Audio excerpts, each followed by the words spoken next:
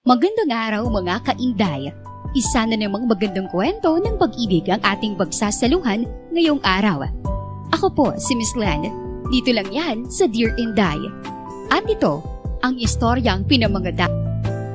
Anakan Mo Ko, Attorney. Written by Serenity.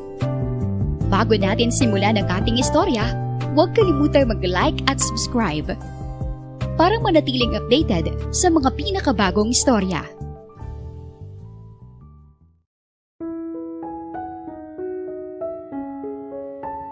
Maganda ang gising ni Marisa ng araw na iyon.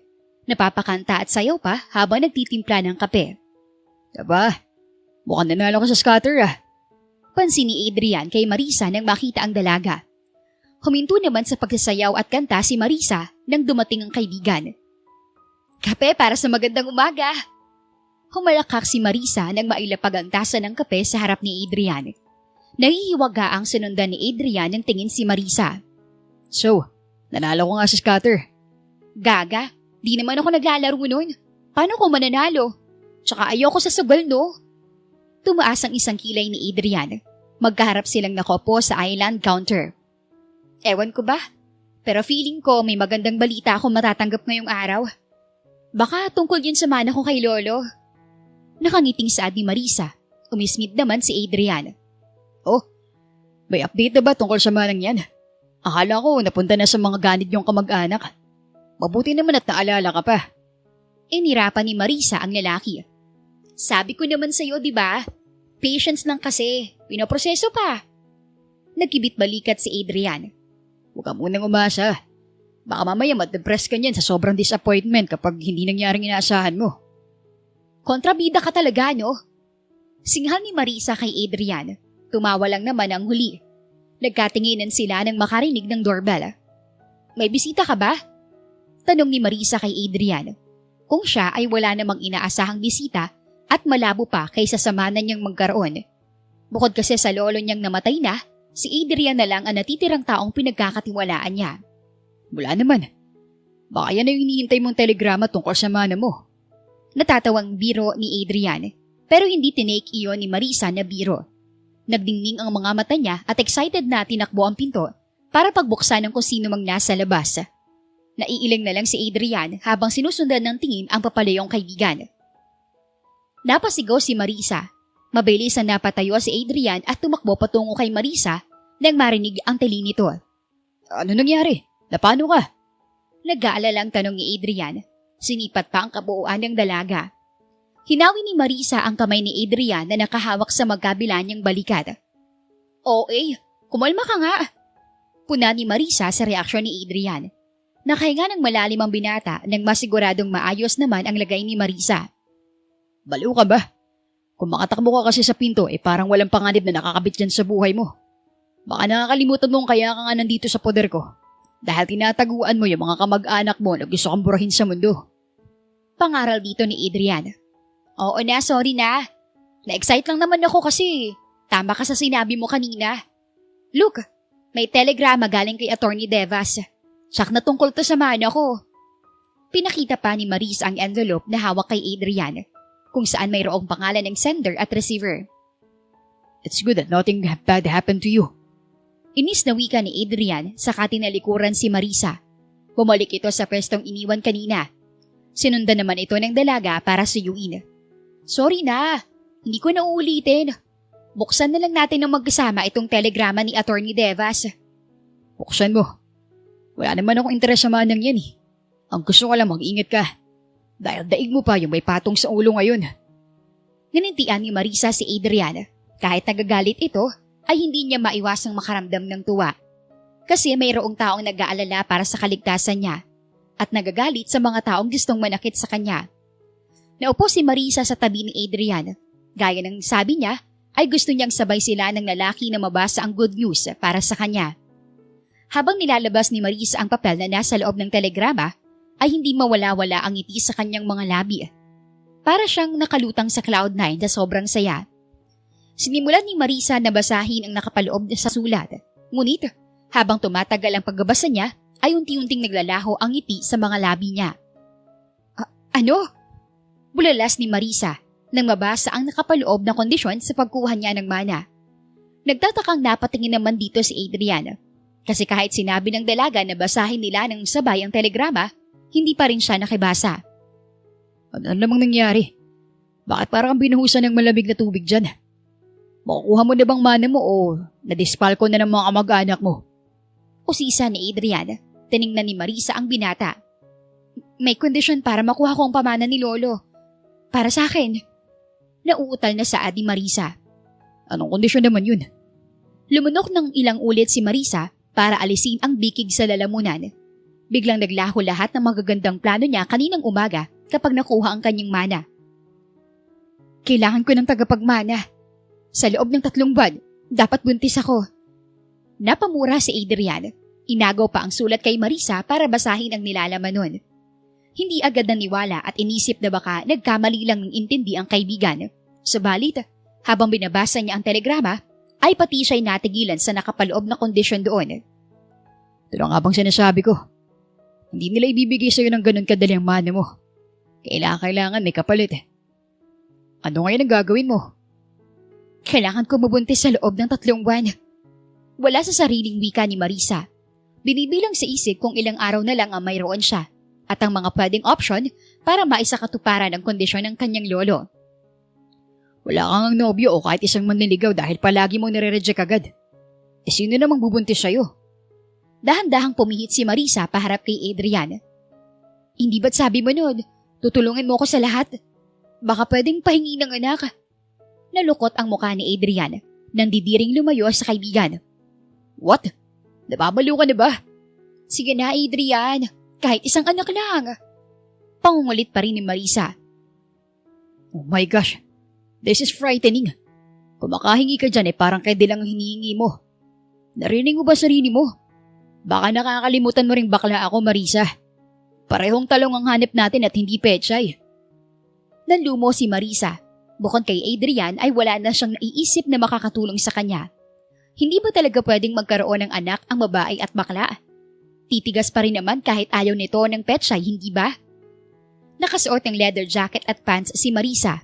Mayroon din siyang mask at cap na tumatabing sa kanyang magandang mukha. Nasa loob siya ngayon ng bar. Naghahanap ng prospect na pwedeng maging ama ng magiging anak niya. Ay miss, nag-iisa ka yata. Natigilan si Marisa nang may lumapit sa kanyang lalaki. May itsura naman ito, pero nakaramdam siya ng pangingilabot sa ngiti nito. Yung ngiting alam niyang may masamang balak. Sorry, hindi ako available. Huwag mo akong kausapin. Agad naputol ni Marisa sa connection nila ng lalaki. Kapag hindi niya kasi ginawa iyon, ay baka humaba pang usapan nila. Inilibot ni Marisa ang tingin sa paligid. Maraming tao sa lugar na iyon. Ngunit walang kahit ni isang lalaki ang nakakuha ng kanyang atensyon. Napapailing pa siya kapag nakakakita ng halos mag-make out na sa gilid at kitang-kita sa kinauupuan niya. Huminga siya ng malalim. Nothing caught your interest yet? Binalingan ni Marisa ang lalaking nakaupo sa tabing upuan niya. Matangkad ito at gwapo. Maganda ang pananamit nito at mukhang profesional. Nakangiti itong nakatingin sa kanya. Naisip ni Marisa na subukan. Baka swak ito sa hinahanap niya. Oo parang puro tawag ng laman ng hilig. Turan ni Marisa sa tanong ng lalaki. Tumawa naman ang lalaki ng mahina. Ano pa nga ba nga asahan natin sa bar? Bilang na lang yung makikita natin dito na may matinong logic. I'm Jairus, by the way. Inilahad ni Jairus ang kamay kay Marisa. Nakangiting tinanggap ni Marisa ang pakikipagkamay ng lalaki. Marisa, pakilala niya. Bago ka lang dito. Parang ngayon lang kita nakita. Hindi naman. Madalas ako dati pero nagkaroon lang ng few incidents kaya natigilan ako sa pagpunta dito.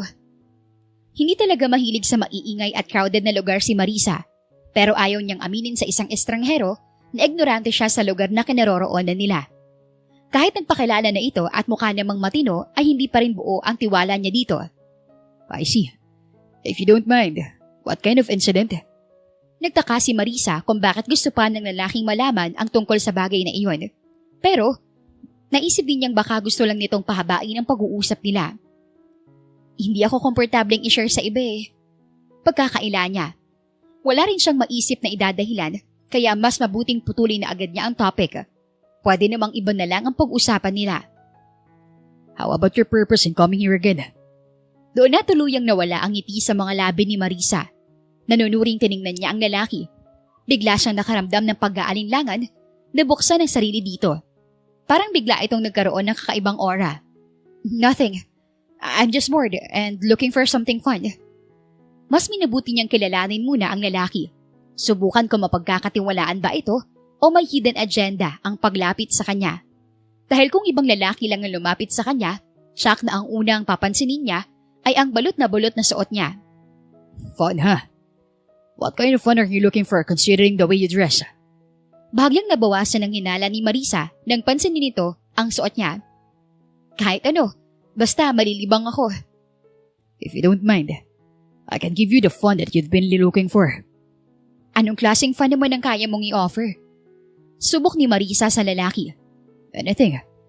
How about let's get out of here and go somewhere quiet to execute that fun? Bakit aalis pa kung pwede namang dito na lang natin gawin? Are you sure? Baka hindi ka maging komportable.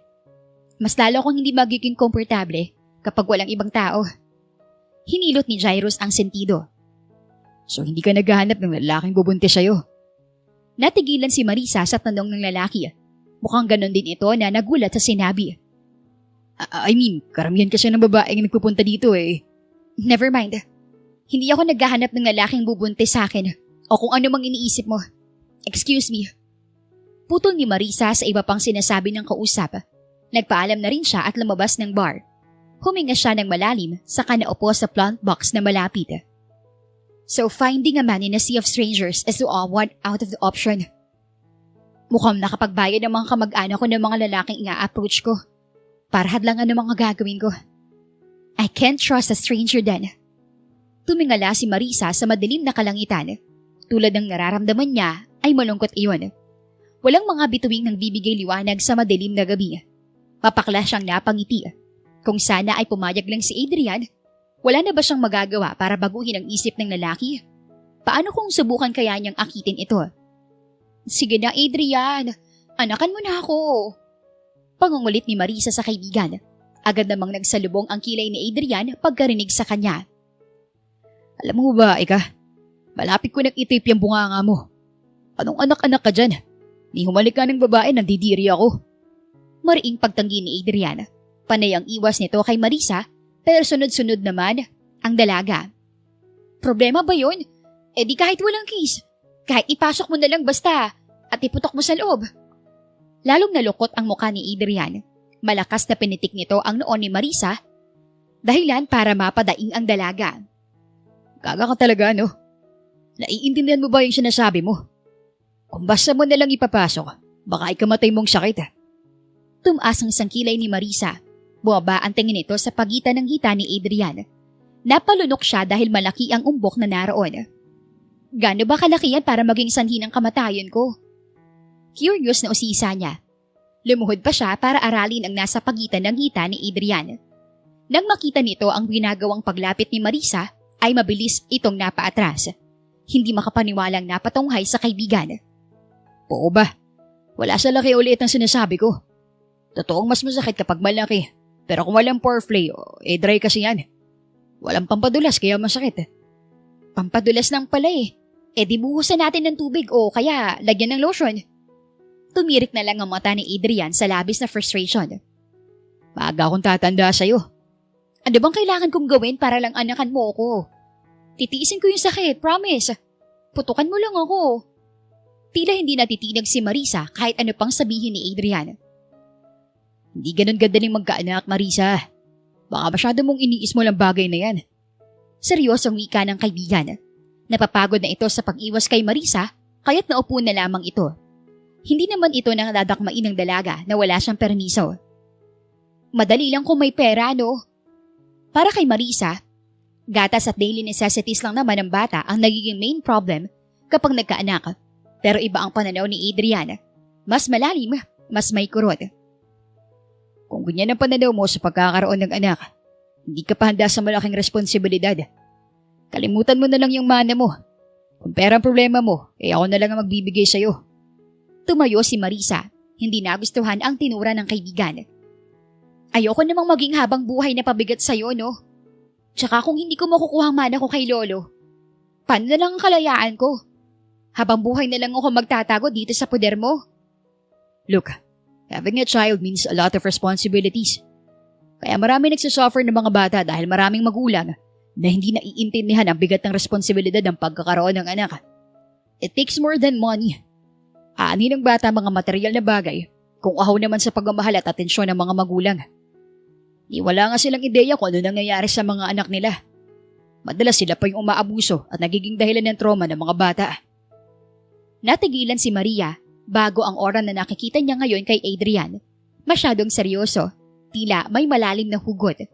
Hindi basta nagbibitaw lang ng salita. May diin at gigil na animoy ito ang mismong nakakaranas sa mga sinasabi nito. Are you okay? Nakaranas ka ba ng maltreatment noong bata ka? Nag-aalalang tanong ni Marisa. Iba ang bitaw ng salita ni Adrian ngayon. Bagay na kinaalarma niya.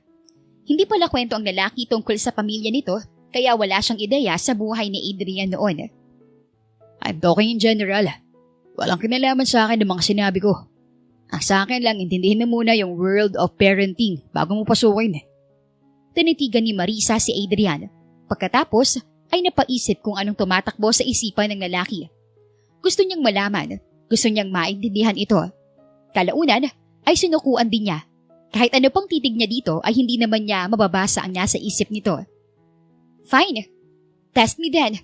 Kapag nagawa ko masatisfy ka sa mga sagot ko about parenting, papayag ka ng anak-anak ko? Hindi makapaniwala ang tiningnan ni Adrian si Marisa. Are you for real? No way. Hindi nga ako tunay na lalaki. Bading ako. Bading. Ano bang hindi mo naiintindihan doon? Mas pinagdiinan pa ni Adrian ang salitang bading. Nais nitong mag-sink in sa utak ni Marisa na hindi sila talo. So, wala naman ako sinabing hindi ka bading. Pero sisiguraduhin ko na titigas pa rin yan. Kahit isang beses lang. Basta mabuntis lang ako. Ganyan na ba ka-importante ang pera sa'yo para gawin ng lahat ng yan? Oo. Alam mo kung gaano kahirap ang naging buhay ko noon, Adrian. Kaya hindi ako nanghihinayang na ipagpalit ang dignidad ko para sa pera. Ayoko ring makulong ng matagal dito sa bahay mo. Kung ang pamana lang ni Lolo makakapagbigay ulit ng kalayaan ko, gagawin kong lahat para makuha yon. Gusto ko makalabas ulit ng mundo. Mamuhay ng normal at makapamuhay na walang panganib na iniisip. Gusto ko sa tuwing lalabas ako, hindi ako matatakot na bigla na lang may bumangga sa akin. O kaya naman habang naglalakad ako, may bigla na lang babaril sa akin. Ayoko nang mamuhay na parang daga, Adrian. Kaya tama ka. Desperado na ako. But can you blame me?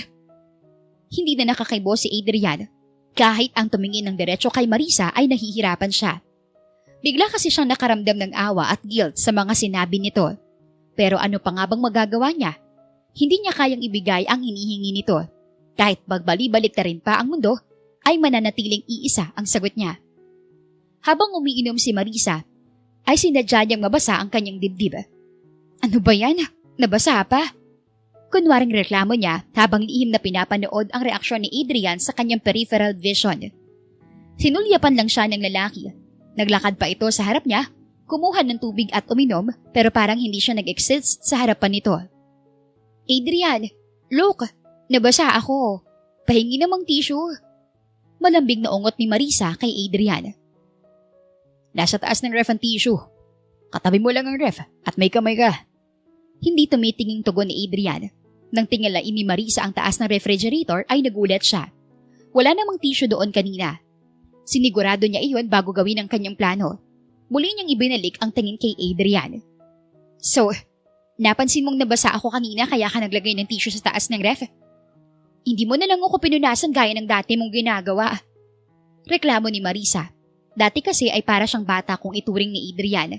Matapunan o mabasa lang ng tubig ay agad itong tumatalima para punasan siya. Ngunit ngayon na may hidden agenda siya, ay saka naman ito tumigil sa pagtrato na parang bata sa kanya. Oo, alam ko kasing ginagawa mo. Tingnan mo nga yung suot mo. Halos magkubad ka na sa harap ko. Tiningnan ni Marisa ang kabuuan niya. Nakasuot siya ng manipis at maiksing nightgown. Hindi rin siya nagsuot ng kahit anong underwear. Kaya bakat na bakat ang mululusog niyang dibdib. So, effective naman pala. Malanding umisi si Marisa. Lumapit ito kay Adrian at mas pinagduldulan ang sarili dito. Siginigurado niyang tatama ang kanyang dibdib sa braso ng lalaki. What the heck are you doing, Marisa? Angil ni Adrian nang maramdaman ang basa niyang dibdib sa braso nito. What? Nakikisilip lang naman ako kung ano ba niyang pinagkakaabalahan mo sa cellphone mo. Pagkakaila ni Marisa, kunwari pang inaayos ang sarili. Don't test my patience, Marisa. Hindi ako tanga o bulag para hindi mapansing sinasadya mong i-expose ang katawan mo sa akin. Hindi yan tatalab dahil hindi ako tunay na lalaki. Kahit anong gawin mo, hindi ako mag-iinit sa'yo. Umirap ang dalaga. Kung hindi tumatalab ang mga ginagawa ko sa'yo, bakit ka umiiwas? Tsaka tingnan mo nga yung nasa pagitan ng hita mo. Hindi ganyan ang normal na umbok niyan, ha? Meaning, nagre-react ito sa ginagawa ko. Nagpupumilit lumabas at makalaya. Tinawid ni Marisa ang pagitan nila ni Adrian. Ipinulupot pa ang kamay sa leeg nito at mas idinikit pa ang sarili sa lalaki. What the? Can you feel the heat, Adrian? I know you can feel it as much as I do. Huwag mo nang pigilan. Palay na nga lumalapit to. Hindi mo ko kailangang panindigan. Isang gabi lang. Kailangan ko lang ng anak. Napabuga ng hangin si Adrian. Marahan niyang inilayo si Marisa sa kanya. Naiintindihan ko kung bakit ginagawa mo yan, Marisa. Pero wag mo naman sanang kalimutan ang boundaries natin. Magkaibigan tayo at gusto ko manatili pa rin ang respeto natin sa isa't isa. Huwag kang gumawa na ikakasira ng pagkakaibigan natin. Kinuha ni Marisa ang blanket na nakalapag sa sofa. Gamit iyon ay kanina ni Marisa bago ilantad ang sarili kay Adrian. Ibinalot ni Adrian ang blanket sa katawan ng kaibigan. Hindi tuloy maiwasan ng dalaga na huwag makaramdam ng guilt. Sorry. It's okay. Go and change into proper clothes. May pupuntahan tayo. Kalmadong sagot ni Adrian. Parang batang tumango at sumunod naman si Marisa. Habang pinapanood ito ni Adrian papalayo ay napapailing ito. I'm sorry, Marisa. Kailangan kitang saktan para lang tumigil ka sa ginagawa mo. Pulong ni Adrian. Tumingala ito at hanggang ngayon ay nakakipagtalo sa sarili. Nag-iisip kung tama bang ituloy niya o hindi ang kanyang plano. Pero sa mga ginawa ni Marisa ngayon ay sapat ng dahilan para ituloy niya ang gagawin. Hinintay lang ni Adrian na matapos si Marisa. Nang lumabas ito ay ayos na ayos ang dalaga. Maganda ang suot na bestida, nakaayos din ang kulot nitong buhok at mayroong simpleng make-up sa buka. Bagay na nagustuhan ni Adrian sa kaibigan. Kahit na sobrang ganda nito, at tiyak na mas nilitaw iyon kung gagamit ito ng mararangyang damit at make-up, mas pinipili pa rin ito na maging simple. Saan tayo pupunta? Masiglang tanong ni Marisa. Parang walang nangyaring tensyon sa kanilang dalawa kanina kung umakto ito. Balik na ulit sa normal. Bagay na ikinatuwa naman ni Adrian. Ayaw niya kasing masira ang friendship nilang dalawa. Kaya gagawin niyang lahat para maprotektahan iyon. Just wait. May papakilala ko sa'yo. Nakangiting wika ni Adrian. Pinagbuksan pa ng pinto si Marisa. Si Marisa naman ay excited dahil kahit walang ideya sa paparating na unos. Para sa kanya, ay malaking improvement na ang paglabas nila ni Adrian. Isama pang ngayon lang ulit siya nakakalabas ng bare face. Kapag hindi niya kasama si Adrian ay kailangan niyang magtago. Hindi niya rin maipaliwanag pero pakiramdam niya ay ligtas siya sa kahit anong panganib basta nasa tabi niya ang lalaki. Kapag naman wala ito ay hindi siya mapakali. Palaging tuliro at panay ang tingin sa paligid. Hindi nawawala ang pangambang baka bumulagta na lamang siya bigla. Thank you, Adrian. Sinserong pasasalamat ni Marisa kay Adrian. Nagtaka naman ng lalaki sa biglaan niyang pagpapasalamat. For what? For everything. Thank you for being my friend. For coming into my life. Salamat kasi kahit sobrang tigas ng ulo ko, hindi mo ko sinasaktan na tinatraidor. Nawala ang ngiti sa mga labi ni Adrian. Humigpit ang hawak nito sa manibela nang marinig ang sinabi ng kaibigan. Bigla itong nakaramdam ng pagkabalisa. Muli na namang nagtalo ang isip niya kung tutuloy ba siya o hindi. But when the engine started, hindi na siya muling pumreno pa. Hindi na rin siya pwedeng bumalik pa sa dati. Panay ang tinginan ng mga babae sa gawin ni Adrian. Nayayamot naman si Marisa at maya-maya ay bumulong. Ang lalandi, di nyo lang alam bakla yan. Bulong ni Marisa na narinig ni Adrian. Sakto kasing tapos na itong umorder ng pagkain nila at bumalik sa kinaroroonan ni Marisa. Sino kaaway mo? Yung mga babaeng parang ikaw ang gustong kainin at hindi ang mga pagkain dito. Pag namaktol niya, natawa naman si Adrian. Sa tagal na nating magkaibigan, di ka pa rin sanay. Sanay na. Nakakainis lang kasi, alam mo yun. Pero alam mo mas nakakainis. Sobrang gwapo mo, pero gwapo din ang gusto mo. Sayang ang lahi kaya ibigay mo na sa akin. Nagawa pang isingit ni Marisa ang hinihingi kay Adrian. Kaya nawala ang ngiti sa mga labi ng lalaki. Yan ka na naman. Akala ko ba nag-usap na tayo tungkol dito?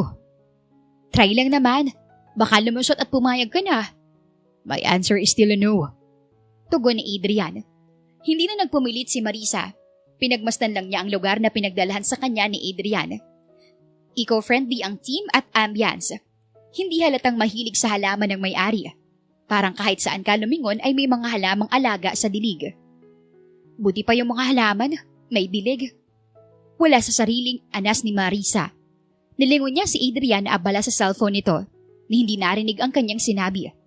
Minsan kapag tinitingnan niya lang ang lalaki, hindi niya naiisip na bakla ito. Not until magsalita at makilala mo ito. Lalaking-lalaki pa rin kasing itsura kapag nasa public. Kaya yung mga babae ay naglalaway pa din kapag nakakita ito. Samantalang siya ay hindi pwede kasi alam niya ang totoong katauhan nito. Saan mo gustong pumunta pagkatapos nating kumain? Tanong ni Adrian. Akala ko ba meron kang ipapakilala sa akin? Pwede namang mamaya pa yun. Let's take our time together. Sabihin mo kung anong gusto mong gawin o kung may gusto kang puntahan. Nag-isip si Marisa. Napatanong sa sarili kung yun ba ang tinatawag na date. Nagde-date ba sila ni Adrian? Nagliwanag ang kanyang mukha nang maisip na mukhang nasa date sila ng lalaki. May nadaanan tayong maze kanina. Gusto kong pumasok tayo doon ng magkasama. Kumunot ang noon ni Adrian.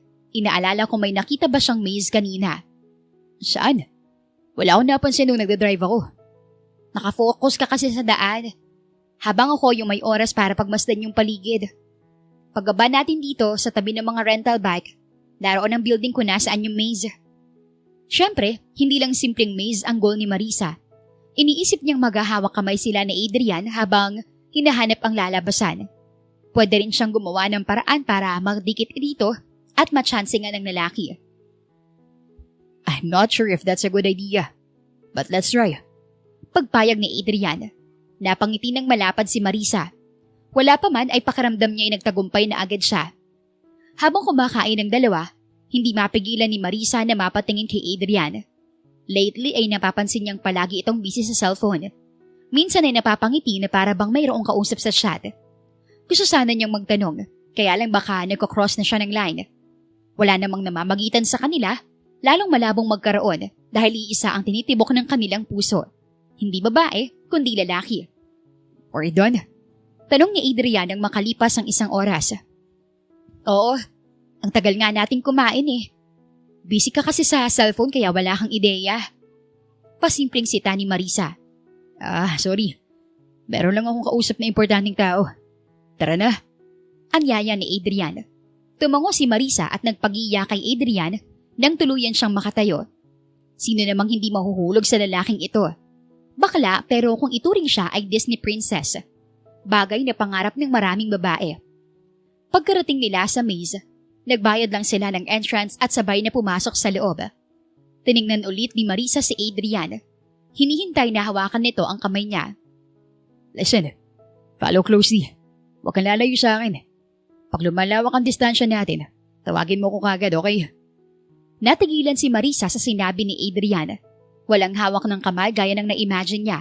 Sa halip ay pinapasunod lang siya nito. Baka magkahiwalay tayo kung hindi natin napapansin. Maghawak kamay na lang tayo. Subestyon ni Marisa. Nagbabaka sakaling matupad pa rin ang gusto niyang mangyari. Masyadong masikip ang daan. Mahihirapan tayong suriin ng bawat sulok kapag maghahawak kamay tayo. Basta sundin mo lang ang mga sinabi ko. Ako na maglilid. Huwag kang mag-alala. Maya't maya kitang isa-check sa likod para hindi ka mawala. Maliit ka pa naman. Biro ni Adrian. Napasimangot ang dalaga. Hindi lang dahil sa joke ni Adrian, kundi pati sa failed na plano niya. Nayayamot man ay minabuti niyang sumunod na lang sa lalaki. Panay ang lingon niya sa mga pabler na dinadaanan nila at hinihiling na sana makarating na sila sa exit. Kung kanina excited siya na pumasok sa loob para magkaroon sila ng moment ni Adrian, ngayon ay mas excited pa siyang makalabas. Focus, Marisa. Baka magkatotoong wala ka niyan. Kumawa ka na lang sa laylayan ng damit ko. Utos ni Adrian. Napairap ang dalaga. Naiinis siyang wala talagang tumatama sa mga plano niya. Makaraan ng ilang minutong pag-iikot nila at pagmamaktol ni Marisa, finally, narating na nila ang exit. Nagsisigaw si Marisa na para bang nanalo sa loto. Para kasi dito ay iyon na yata ang pinaka-boring ng ginawa niya sa kanyang buong buhay. Nagulat naman sa reaksyon niya si Adrian. Maya-maya ay natawa rin. Hindi ko alam na sobrang gusto mo pala yung maze. Ngayon ko lang na malalaman sa tagal nating mga kaibigan. Ani Adrian na inakalang ang pagsigaw ni Marisa ay celebration dahil natapos ang maze na sobrang nag-enjoy siya. Lingid sa kaalaman ng lalaki na iba ang dahilan ng celebration ni Marisa. Oo. Ngayon, alam mo na. Pilit na tumawa si Marisa.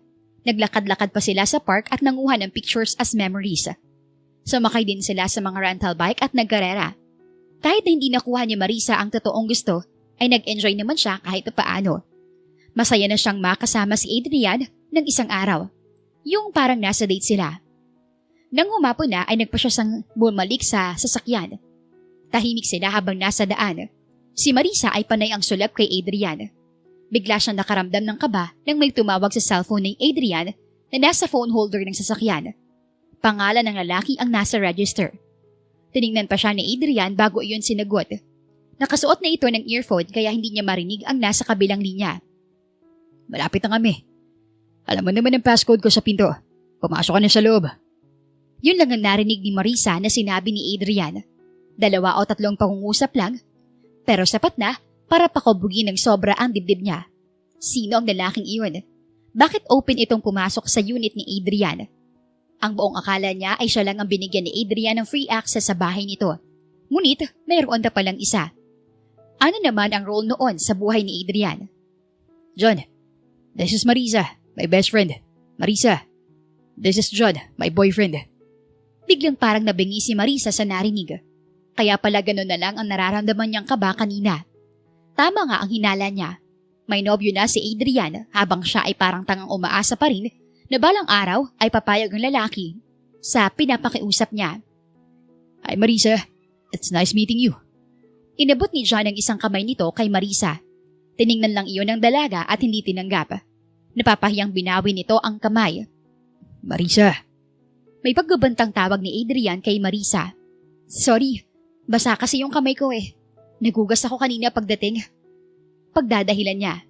It's okay. It is still nice to meet you. Ngumiti si John. Pilit namang sinuklian iyon ni Marisa ng ngiti. Yan, magkakilala na kayo. Finally, wala na akong kailangang itago. Wala na magsiselos, babe ah. Malanding wika ni Adrian. Humawak pa ito sa braso ng lalaki. Hindi naman natuwa si Marisa sa nasaksihan. Kung pwede lang sana siyang pumigit na sa dalawa, ay kanina pa silang naghiwalay. Pero best friend lang siya at walang karapatan. Bakit? Sino nagsiselos? Seryosong tanong niya, kahit alam naman niya ang sagot. Naiinis lang siya kaya gusto niyang magmaldita. Itong si John nagsiselos sa'yo. Kahit sinabi ko nang wala namang chance na mahulog tayo sa isa't isa. Bakla na ako since birth, kaya hindi na magbabago yun. Napaismid si Marisa ng palihim. Parang indirect na nireject ni Adrian ang feelings niya. Tama, huwag ka magselos. Magkaibigan lang kami at malabong may mangyari sa amin. Sarkastikong tugon ni Marisa. Nawala ang ngiti sa mga labi ni Adrian. Pinandilatan siya nito ng mata pero hindi niya pinansin. Hindi naman ako nagsiselos ng sobra. Minsan nag-overthink lang. Lalo na hindi pa kita nakakilala. But now that we have already met, kampante na ako. Tila hindi naging big deal kay John ang tono ni Marisa. Sumagot pa rin ng maayos. Really? That's great. Wala sa loob na sagot ni Marisa. By the way, babe, saan ako matutulog? Baling ni John kay Adrian. Napamaang si Marisa sa naging tanong ni John. Nagpalipat-lipat ang tingin niya sa dalawang lalaki. Ano ka ba naman, babe? Tinatanong ko ba yan? Syempre sa room ko. Tabi tayong dalawa. Umawang ang bibig ni Marisa. What? Dito siya matutulog? Hindi na nakapagpigil na usisa niya. Hindi, girl. Simula ngayon dito na siya titira. Magkasama na kami. Nalukot ang mukha ni Marisa dahil sa sinagot ni Adrian. Ano? Agad-agad? Hindi ba't bago pa lang kayo? Nagkatinginan si John at Adrian sa kaparehong natawa. Matagal na kami. Hindi ko lang nababanggit sa'yo kasi nakakalimutan ko. Paliwanag ni Adrian. Kailan pa naging kayo? Ilang anniversary na nga natin ngayon, babe. Baling ni Adrian kay John. 3 years na, babe. Tumaas ang isang kilay ni Marisa. 3 years na wala siyang alam? Parang napaka-imposible namang hindi iyon mabanggit ni Adrian dahil palagi silang updated sa buhay ng isa't isa, kaya pala isipan iyon kay Marisa. Naningkit ang mata niya at sinuri ang dalawang lalaki. Hindi niya nakikitaan ng pagpapanggap ang mga ito. Pero mayroong sumisiksik sa isip niya na ginawa lang niya iyon para palayuin siya. Para tumigil siya sa ginagawang pangaakit dito. Hindi ka naman magsiselos kung dito na ako mag-i-stay, di ba? Baling ni John kay Marisa. Natawa ng pagak ang dalaga. Of course! Kaibigan lang naman ako ni Adrian. Wala akong karapatang magselos. Thank you for your understanding. Nakangiting wika ni John. Sa loob-loob ni Marisa, kanina niya pang sinasakal ang lalaki. Nagpipigil lang siya dahil tsak niyang magagalit si Adrian kapag may ginawa siyang masama. Magpapahinga na muna ako. Napagod ako sa date natin kanina, Adrian. Nag-enjoy ako. Thank you. Pinagdiinan pa ni Marisa ang word na date. Pinapamukha kay John na hindi basta magkaibigan lang ang namamagitan sa kanila ni Adrian. It's not a date. 3 sana tayo ni na John na kalalabas kaya lang na-cancel ito last minute. Meron siyang mahalagang meeting na tinapos. Kaya ngayon ko lang kayo na ipakilalang dalawa. Imbis na si John ang maasar, mas lalong nainis si Marisa. Sa isip niya ay kahit si Adrian, hindi na niya kakampi. Come on, babe. I know friendly date lang naman yung tinutukoy ni Marisa. Huwag ka masyadong defensive. Sige ka, baka ibang isipin ko. Malanding singit ni John sa usapan nila ni Adrian. That's not what I meant, babe. Gusto ko lang maging malinaw para wala tayong misunderstanding. Ayoko naman magkaroon ng drift sa pagitan niyo ng best friend ko. Hindi na nakatiis si Marisa. Iniwan na lang niya ang dalawang lalaki sa sala. Pagkapasok niya sa loob ng silid, ay napasabunot siya sa buhok at tahimik na napasigaw. Yung makaputol hiningang sigaw pero walang tunog. Babe, peste! Ano kayo, baboy? Naiinis na wika ni Marisa. Parang sirang plaka nagpapaulit-ulit sa kanyang isipan ang tawagan ni John at Adrian. Nang mahimasmasan sa tahimik na pagwawala, napuno ng katanungan ng isip ni Marisa. Totoo nga kayang magkarelasyon ang dalawa? O sinasadya lang yun ni Adrian para tumigil na siya sa kanyang request? Umaga ng Sabado nang maisipang mag-swimming ni Adrian at John. Marisa, swimming tayo. Ayaw ni Adrian kay Marisa. Ayoko, nakakatamad maglangoy. Wala sa mood na sagot ni Marisa. Nakakatamad lumangoy. O baka ayaw mo lang maging third wheel. Biro ni John na hindi kinatuwa ni Marisa. Tumahimik tuloy si John nang makitang parang mas nainis pa si Marisa kaysa matawa. Sige na, girl. Samahan mo na kami. Hindi rin ako makakapag-enjoy kapag naiisip ko na gumukmuk ka lang dito habang nagsasaya kami. Ayoko nun, kaya sumama ka na sa amin. Pagpupumilit pa ni Adrian. Okay lang naman ako. Matutulog na lang ako ulit dahil hindi ako masyadong nakatulog kagabi. Kanya na ba ako kahina sa'yo? Simpleng request lang naman ang hinihingi ko. Please. Pagmamakaawa pa ni Adrian. Hindi naman ito kayang tiisin ni Marisa. Fine. Saglit lang ako ha. Napipilit ang pagpayag niya. Hindi na nag-abalang mamili ng swimsuit si Marisa. Kung ano na lang ang nadampot niya dahil wala rin naman siyang gana. Ginagawa niya lang iyon dahil kay Adrian. Pagbaba ni Marisa sa pool area ay naroon na si John. Nasaan si Adrian? Tanong ni Marisa sa lalaki. Pumasok sa loob. Kukuha raw ng pagkain. Tiningnan ni Marisa ang pinto papasok ng bahay. Wala na roon ang anino ni Adrian. Nagkibit balikat na lang siya. Pagbaling niyang muli kay John ay nahuli niya itong sinisipat ang kanyang katawan. Bigla siyang nakaramdam ng kakaibang sipa sa dibdib. Noong una, ipinagwalang bahala niya at nag-stretching na lang para hindi mabigla sa paglangoy. Ngunit, sa tuwing lihim na sisilipin niya si John, palagi niya itong hinahuhuli na sinisipat ang kanyang kabuuan. Sa halip na magalit, nakaisip ng kapilyuhan si Marisa. I-reveal niya ang tunay na karakter nitong si John. Humarap siya sa lalaki at nagpatuloy sa stretching. Kunwaring hindi napapansin ang titig nitong parang gusto siyang lamunin.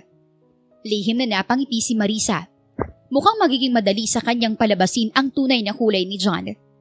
Mas lalong lumakas ang loob niyang malaman ng totoo niyang nakitaan niya ng red flag ang lalaki. Hey! Lapit ni Marisa kay John. Pwedeng palagay ako ng sunscreen? Sure, saan ba? Agad na pagpayag ni John. Sa likod sana. Kung hindi ka labisan sa'yo ay sa hita at kamay din. Iniabot ni Marisa ang sunscreen na dala kay John. Agad naman itong kinuha ng lalaki. Ano parteng gusto mong unahin? Sa likod na lang. Tapos sa kamay at saka balikat. Pababa sa hita. Naupo siya sa harap ni John nang nakatalikod. Nang maramdaman niya ang pagdampi ng kamay ni John sa kanyang likod, sinadya niyang umungol ng mahina. Daing niya na parang nasasarapan. Gusto mo ba i-massage kita? Biglang suwestyon ni John. Sure, I like that. Pati yung shoulder ko, please. Nilambingan pa ni Marisa ang boses. Sinimulang masahihin ni John ang likod ni Marisa. Nagulat pa nga siya dahil magaling ang lalaki. Nahahanap nito ang spot na gustong-gusto niyang pinipisil-pisil. Napapikit tuloy siya para damhin ang masarap nitong pagmamasahe. Minsan ay napapadaing kapag dinidiinan ni John ng sobra ang likod niya na parang napapadalas yata. Want me to put more pressure here? Tanong ni John nang dumako ang kamay nito sa balikat niya. Oh yes, please. Tila nahihipnotismong tugon ni Marisa. Mas dinidiin nga ni John ang pagmamasahe sa kanya. Napapansin ni Marisa na bumababa ang kamay ni John sa collarbone niya at paminsan-minsan ay lumalampas. Wait, sa likod na lang pala. Okay na ako sa balikat. Pigil ni Marisa sa ginagawa ni John. Ramdam niya kasing pababaan na ng pababa ang kamay ng lalaki. Okay. Pagpayag naman ni John. Nasa ganoong sitwasyon sila nang lumabas si Adrian at makita sila. Nagulat na lang si Marisa nang may humila sa kanya patayo. At nang lingunin niya ay si Adrian pala. What is the meaning of this? Galit na singhal ni Adrian. Tumayo naman si John para harapan sila. Nagpalagay lang ng sunscreen si Marisa. Nag-enjoy siya kaya nagsuggest ako kung gusto nitong magpamasahe. Pumayag naman si Marisa. Paliwanag ni John. Pero sa halip na mahimasmasan, ay parang mas lalo pang nag-igting ang panga ni Adrian. Sinong niloko mo? Akala mo ba hindi ko nakita yung balak mong gawin kanina?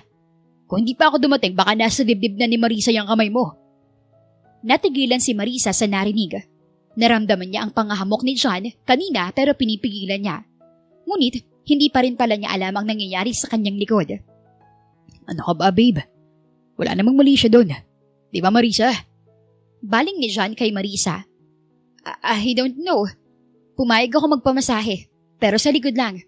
Hindi ko alam na naglalakbay na pa pala yung kamay mo kung saan. Come on, Marisa. Ginusto mo rin naman kanina. Tila naubusan na ng pasensyang wika ni John. Sasagot pa sana si Marisa ng pagilan ni Adrian. Tarantado. Get out of my house. Di ko kailangan ng manyak na kagaya mo. Pagkapalayas ni Adrian kay John, masama ang tinging ipinukol ni John sa kanilang dalawa bago umalis. Nang makaalis si John, hinarap naman ni Adrian si Marisa. Magkahalong pag-aalala at galit ang mababakas sa mukha nito. Are you okay? Yes. Wala namang nangyaring masama. Mabuti na lang at nakita mo agad. Nagsalubong ang kilay ni Adrian. Munti ka nang mapahamak sa pinagagawa mo. Sinabi ko na sa yung itigil mo na yung pagsusubok na makuha ko. Tingnan mo nangyari. Akala mo ba hindi ko alam na sinusubukan mong akitin si John para magpaghiwalay kami? Natigilan si Marisa sa pagbibintang ni John. Teka lang naman. Ganyan ba kababa yung tingin mo sa akin? Na kahit sinong lalaki aakitin para lang makuha ang gusto ko? Totoong lumapit ako kay John kanina para palabasin ang tunay niyang kulay. Pero wala sa isip kong aakitin ang hilaw mong nobyo. Hinawi ni Marisa ang kamay ni Adrian na nakahawak sa kanya. Saka mabilis itong tinalikuran at iniwan. Narinig pa niya ang pagtawag nito sa pangalan niya pero hindi siya huminto o lumingon man lang. Sino ito para husgahan siya? Kapakanan lang naman ito ang iniisip niya. Tapos pagbibintangan siya nito nang hindi naman niya ginawa. Kinabukasan ay hindi pa rin nagpapansinan sina Adrian at Marisa.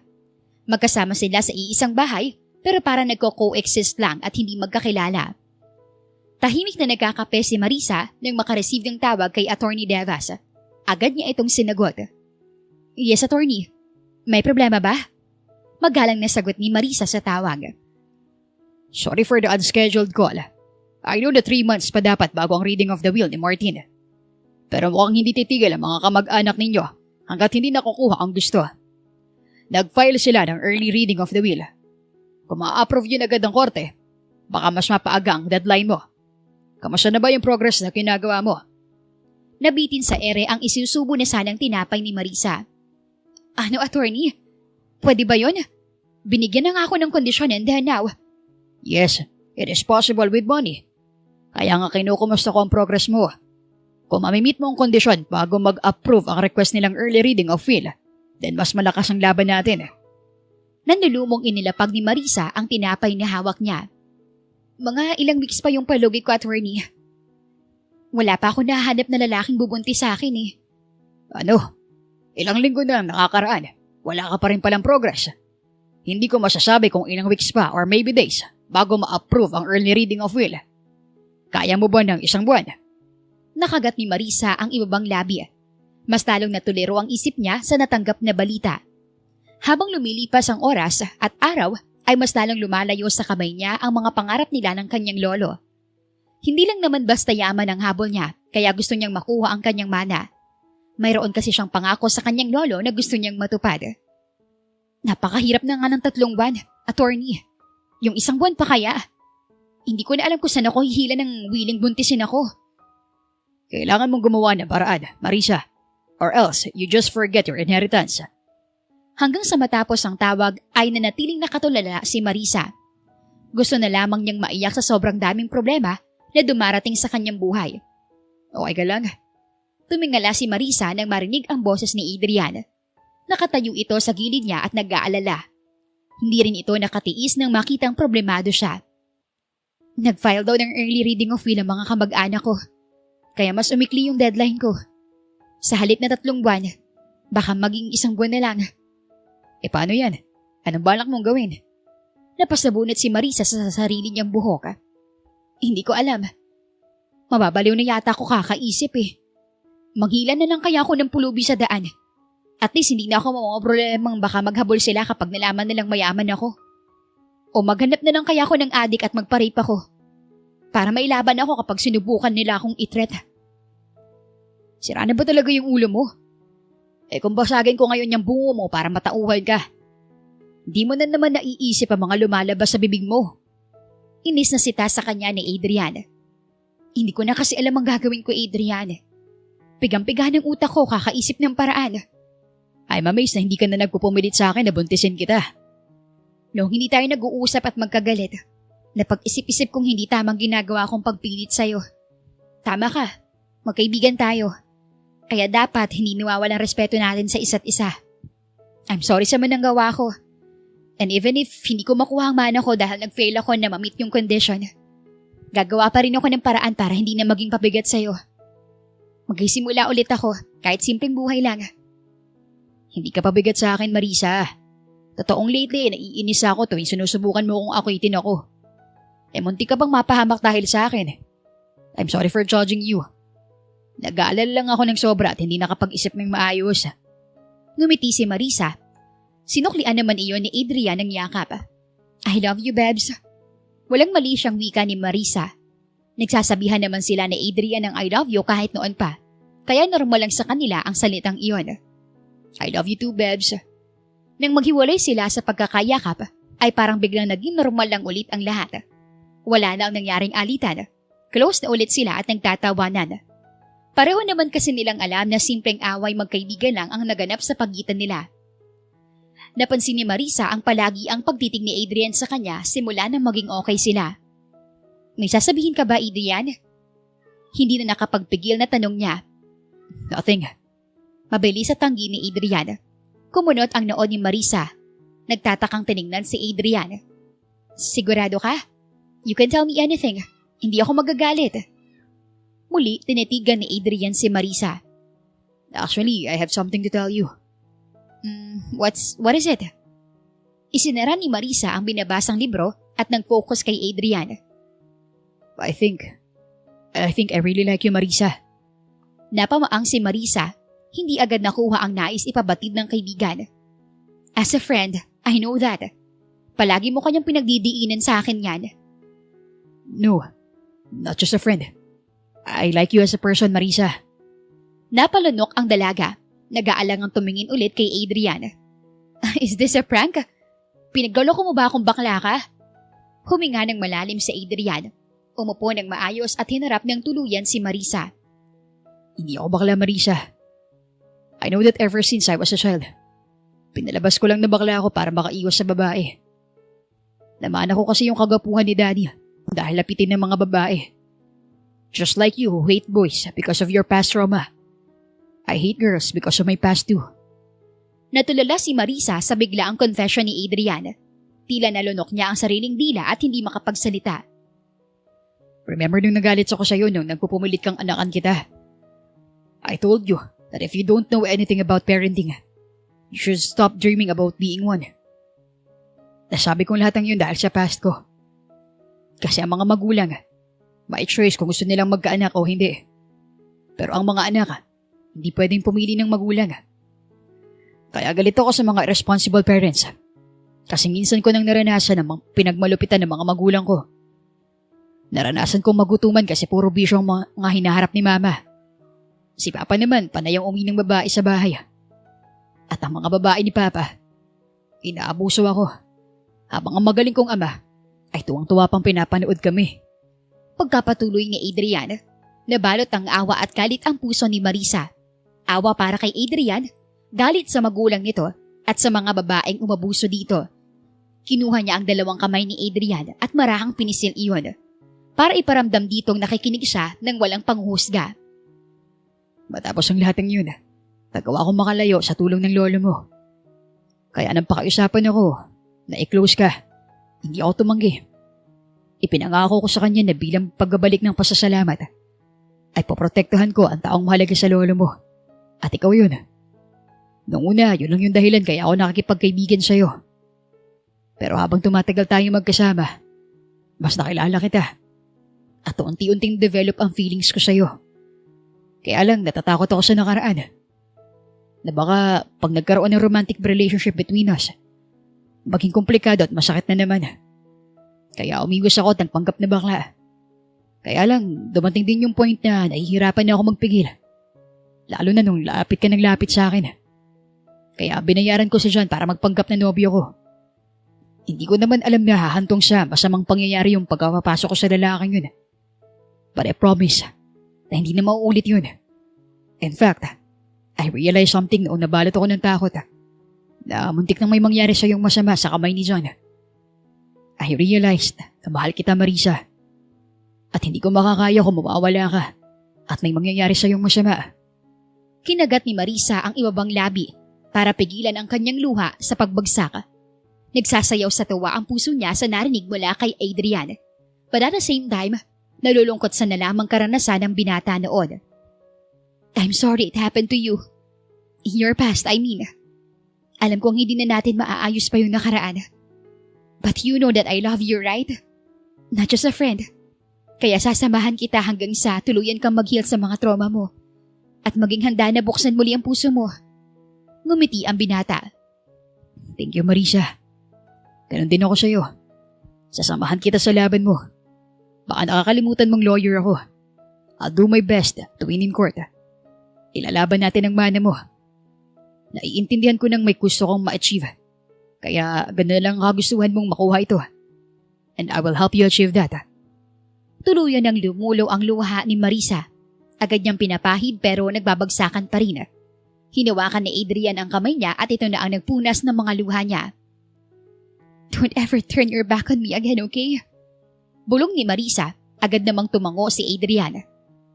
I swear with my life on the line. I'll stick with you forever starting now. Natawa ng mahina si Marisa sa pangako ni Adrian. Sira, walang forever. Lahat ng taon namamatay, kaya may ending. Eh di hanggang wakas sasamahan kita. Gusto mo pati sa kapag nauna kang namatay, tatabihan kita sa kabaong. Hinampas ni Marisa ng mahina ang braso ni Adrian. Pareho silang natawa. Ang dramatic scene nila kanina ay unti-unting naging romantic comedy. But will they be able to keep up once the problem arises? Paglabas ni Adrian ay natulala na lang si Marisa. Sobrang gwapo nito sa suot na itim na coat at black pants. Formal na formal. Malayo sa Adrian na nakasanayan niya noong puro colorful ang isinusuot na damit. Pakiramdam niya, tuloy ay nakasaksi siya ng malaking transition from gay to hot daddy. Alam kong gwapo ko, pero wag mo namang ipahalatang patay na patay ka sa akin. Banat ni Adrian kay Marisa nang makita ang pagtitig nito. Agad namang natawa si Marisa at pabirong inirapan ang lalaki. Sorry, makalaglag panty kasi ang pagbabago mo eh. Yung tipong luluhod ako agad kapag tumayo ka sa harap ko. Really? That's right. Nanlaki ang mata ni Marisa nang lumapit si Adrian at tumayo sa harap niya. What? Luhod na. Akala ko ba luluhod ka kaagad kapag tumayo ko sa harap mo? Sira ulo. Metaphor lang yun. Halika na nga. Kung makapagbiro ka parang wala kang kasong kailangan ipanalo. Nagtatawanan silang sumakay ng sasakyan. Ngayon ang araw ng riding of wheel, but at the same time ay trial para maklaim ni Marisa ang nararapat lang naman na niya. Hindi na siya nagpumilit pang mag-meet ang kondisyon na nakasaad sa will ng kanyang lolo. Nalaman nilang gawa-gawa lang naman yon para hindi mapunta sa kanya ang manang iniwan ng kanyang lolo. It turned out that even their family lawyer betrayed them. Nakipag-collaborate ito sa mga kamag-anak nila para lang sa pera. Mas lalo tuloy lumala ang trust issue niya sa mga tao.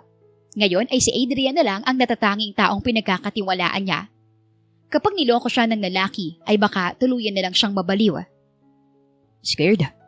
Pukaw ni Adrian sa atensyon ni Marisa. A little. Not much kasi may tiwala naman akong magaling kang lawyer. At kahit hindi mo pa maipanalo, we will stick to the plan.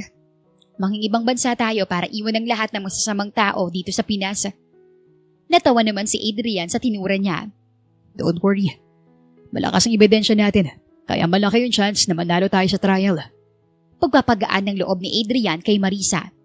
Agad kasi nitong alam na kahit sabihin ng dalagang okay lang na matalo sila, mabigat pa rin sa loob ni Marisa iyon. Ayaw niyang makita pang umiyak muli si Marisa. Kaya gagawin niya ang lahat ng kayang makakaya para maipanalo ang trial mamaya. Don't stress yourself. Mas mahalaga ka sa akin kaysa sa aling mana sa mundo. Of course. Ako na to eh. Sino pa bang babaeng tatanggi sa isang tulad ko? Mahanging biro ni Adrian. Ang kapal! Tingnan natin yung yabang mo kapag natalo ka sa trial mamaya. Hey, don't jinx it. Kakampi ba kita o kalaban? Inirapan na lamang ito ni Marisa. Go eh. Pero syempre kakampi mo ako. Kahit anong mangyari, hindi ako lilipat ng panig. Malamang, ikaw ang kliyente ko. Alangan namang ako pang iwan mo. Napairap na lang ulit si Marisa. Kahit kailan talaga ay magaling mang-asar si Adrian. At palagi siyang natatalo rito. Isa lang naman ang hiling nilang dalawa. Ang maipanalo nila ang trial ngayong araw. Pagkarating nila sa court ay naroon na lahat ng importanteng tao na dapat umattend. Nagsimula na ang hearing at walang ginawa si Marisa kundi mamangha kay Adrian. Ito ang unang beses na napanood niya ang hearing nito. Kaya ngayon niya lang nalaman na sobrang galing pala talaga nitong lawyer. Bawat statement ng kalaban ay nakaka-counter nito, na para bang sa ulado nito lahat ng librong may kinalaman sa law. And of course, dahil may magaling siyang lawyer sa side niya, ay sila ang nagawagi sa huli. Thank you! Naiiyak na pasasalamat ni Marisa kay Adrian nang ideklarang panalo sila sa trial. Niyakapan niya ng sobrang higpit ang binata. You're welcome. Sinserong tugon ni Adrian. Tell me anong gusto mo? May gusto ko bang kainin o puntahan? Libre ko. Masayang tanong ni Marisa kay Adrian. Kahit anong hilingin ng lalaki ngayon ay willing siyang ibigay. Utang na loob na dito ang pagkapanalo sa trial. Nasaksihan niya ang hirap at sakripisyo nito habang naghahanda sila sa nalalapit na reading of will noon.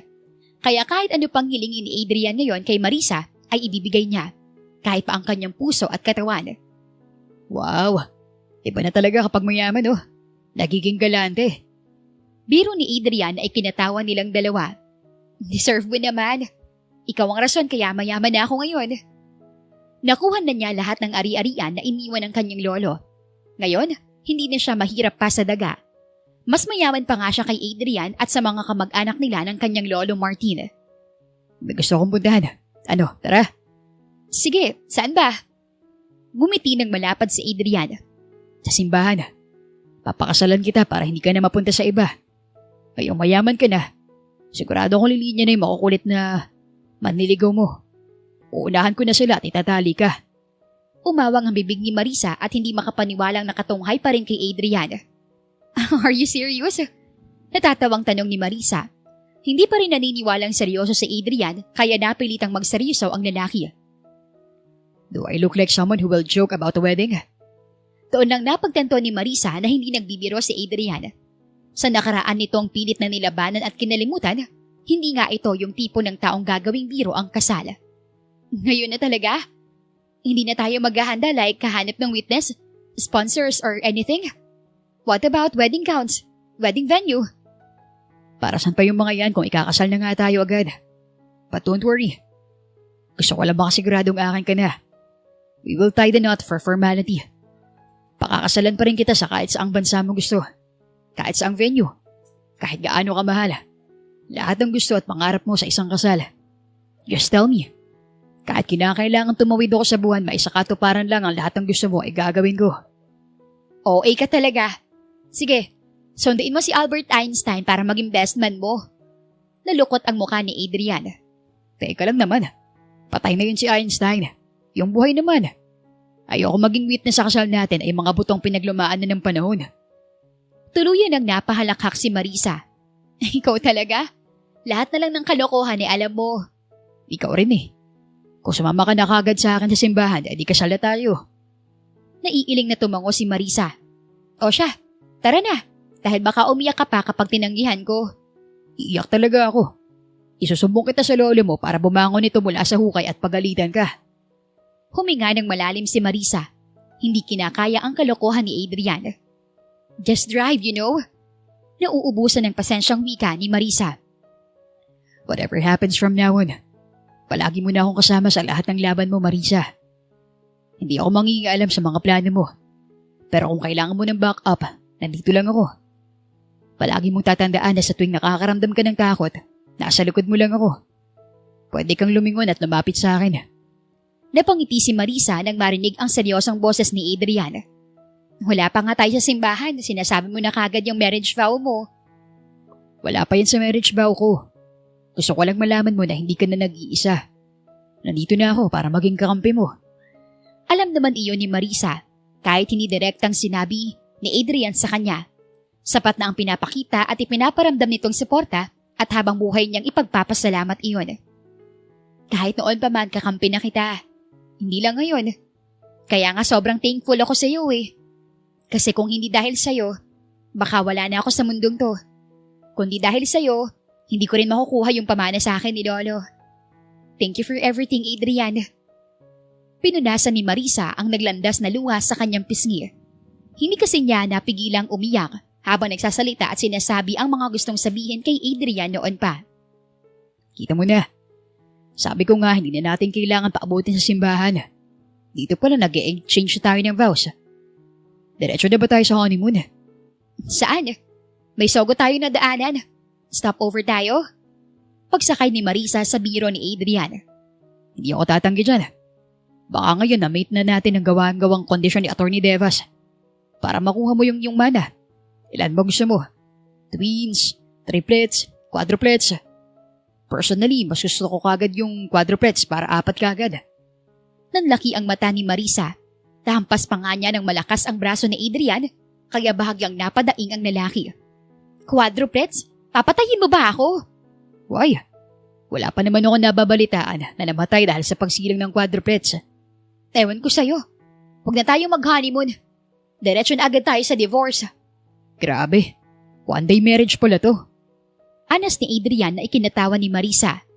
Nabalot sila ng katahimikan matapos ang nakakaloko nilang usapan. Parehong may kanya-kanyang focus. Binuksan ni Marisa ang bintana ng sasakyan at pumikit para damhin ang sariwang hangin. Dumilat ng ulit siya nang huminto ang sasakyan.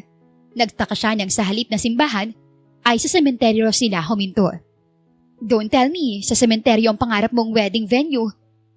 Baling ni Marisa kay Adrian, nakakababa lang sa sasakyan at pinagbuksan siya. Inalalayan pa siya nitong bumaba. Siyempre hindi. Pagpapaalam lang ako saglit sa lolo mo. Baka kasi bigla akong batukan habang nakapatong sa'yo.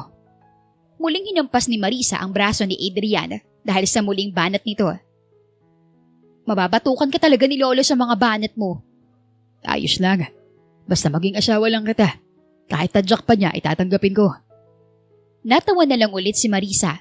Pakiramdam niya ay iyon na ang pinakamasayang araw ng kanyang buhay at alam niya magpapatuloy iyon hanggat kasama niya si Adrian. Marami mang problema ang damating sa hinaharap, hindi na siya makakaramdam ng takot dahil mayroon na siyang matibay na sandigan. Nawala man ang lolo niya sa kanyang buhay, may mas bata namang pumalit dito. At ngayon, nakakasigurado siyang matagal-tagal pa silang magsasama at mag-aaway syempre. But as long as they are together, wala nang mahihiling pa si Marisa.